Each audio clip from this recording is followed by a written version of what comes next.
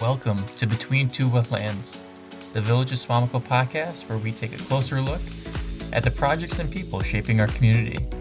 I'm your host and Village Administrator, Alex Caker, and each episode will share the stories and details behind the decisions that impact all of us. On today's podcast, I'm joined by Zoning Administrator Steve Dunks, where we talk about the ongoing comprehensive plan update and invite our listeners to attend a visioning session on Monday, March 9th at 6 p.m. at Village Hall.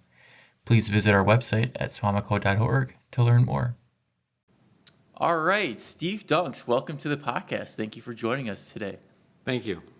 So today we're going to be talking about comprehensive plans, and as we know, comprehensive plans are required by the state of Wisconsin to be updated once every 10 years, and this is not your first, it's not your second, it's actually your third comprehensive plan update with the Village of Suamico, which means you've been around for a while and you've seen some stuff.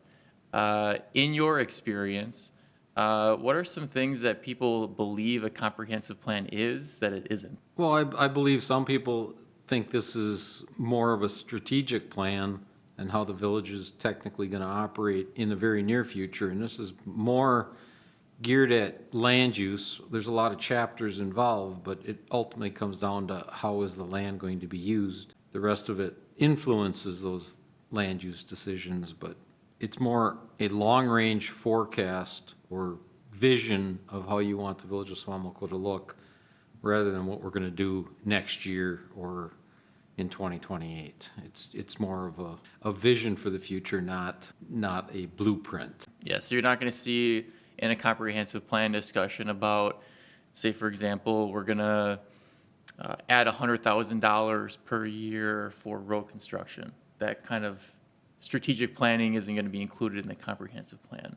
No, we're not going to see anything that addresses really the taxes per se. How we're going to grow our tax base is based on land use, but as far as how that money is going to be spent, what code changes we want to see typically aren't part of your comprehensive plan. That's just part of implementing that plan as you move forward and what we have to alter to meet the ultimate vision for the village moving forward. So then with a comprehensive plan, how does that actually happen? How does the update work? Is it just the village administrator in a dark corner of an office somewhere making changes, or what does that process look like? Well, this year as in the past, we've created a comprehensive plan committee with some residents of the Village of Suamico participating in that, along with our planning and zoning commission members also participating in that. 7 members and 5 residents, I believe, to come up with the plan. They will hold their public hearing, adopt it, or recommend adoption to the village board, and the village board ultimately has the say on how that gets adopted. So really, I want to kind of clear up a misconception that the comprehensive plan is recommended and approved by bodies of government, which include only residents of the Village of Suamico. There aren't consultants who are voting on what our comprehensive plan will look like, correct? Correct.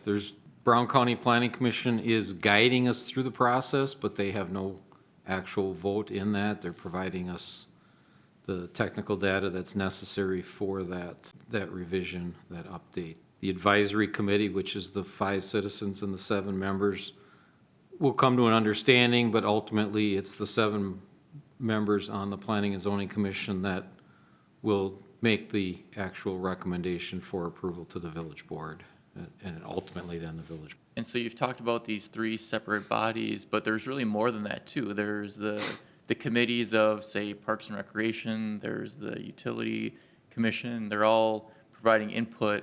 How is that getting infused into the draft of the comprehensive plan? When those chapters, yes, we have reached out to our Park and Rec Committee and our Public Works and Utility Commission and asked them specifically to review certain sections that should be more their expertise.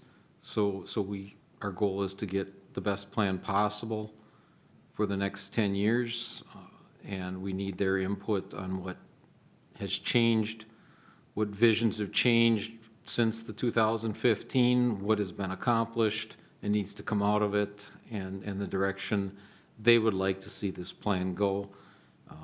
We're hoping that one representative from each of those, when their chapter comes up, will be here to help present why they wish for these changes or alterations, and what their logic was behind their analysis at their specific meetings as a body. All right, so it sounds like the comprehensive plan subcommittee is the main driver of the draft plan, at least at this point in time. How often, where, when are they meeting to discuss these topics? They will be meeting the second Monday of every month, I suspect, moving forward. Brown County, I think, had us on for seven or eight meetings. We plan on meeting, even if Brown County's not going to be here, to continue the discussion internally. There's other stuff we can address without needing Brown County's guidance for every step of the way, just to stay on top of the process and not drag this out. And then next month, so this would be Monday, March 9th at 6 o'clock, there will be another meeting of the subcommittee, but it'll be kind of unique in the sense that we're going to have what we're calling a visioning session, which will be led by Brown County. Can you give our listeners a taste of what that's going to look like and how they can participate? The visioning session is set up for the residents, the taxpayers of Suamico, to come in and express their desires for moving forward, what they would like to see the next 10 to 20 years look like in the village of Suamico, what we specifically need to address, possibly where they would like to see growth, what type of growth they would like to see, whether it's more commercial, industrial, standard residential, or the more dense residentials. It's just citizens' participation so that the committee has more to take forward and analyze as they make the important decisions in this revision.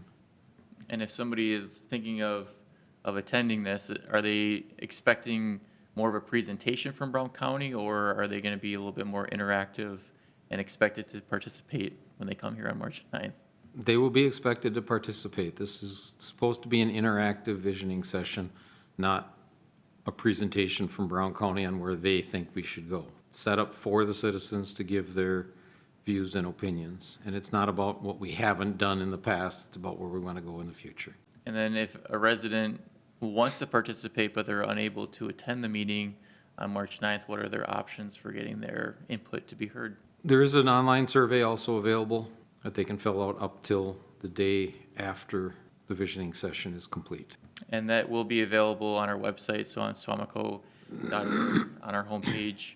We have a link that goes to our comprehensive plan information, and there's a link to the survey in there, a very short survey, maybe 5 to 10 minutes tops. And I'll be sure to include a link to that survey within wherever we post this podcast. You talked a little bit about the visioning session will be about growth. What kind of growth? Are there any other elements or points of discussion that you would expect to be had at that March 9th visioning session? I'm not sure what to expect. I haven't been this involved in a visioning session in the last two. The first one, we actually sat back and let the comprehensive plan committee do most of it. I was on the outside. I was employed here, but we sat on the outside.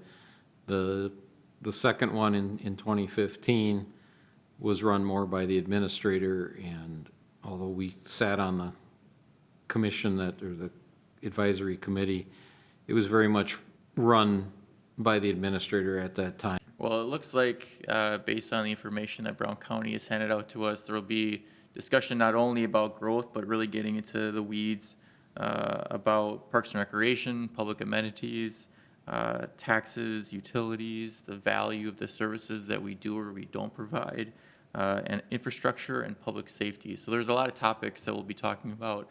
It won't just be about growth, and we definitely encourage all of our residents to participate either in person at Village Hall on Monday, March 9th at 6 o'clock. We would expect it to last no more than 2 hours, but definitely expect it to be more than an hour, and hopefully a robust discussion about the vision of Suamico.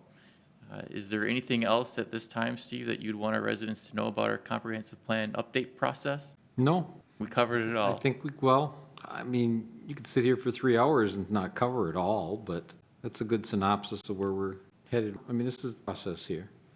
And they're, although we just have, the visioning session, they're still welcome every month to sit in the audience and listen, and there will be some opportunities for public input during every meeting. We don't close out the public just because we had our visioning session already. If it gets old or repeated, yeah, you'll get cut off, but they're welcome to participate. Good point, too. I mean, there's a lot going on with the comprehensive plan.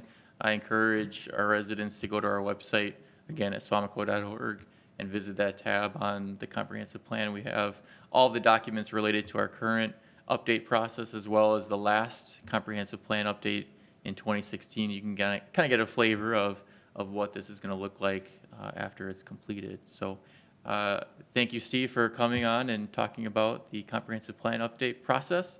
And we invite all of our residents and business owners to come to the comp plan visioning session on March 9th, and we hope to see you there. Thank you. All right, thank you.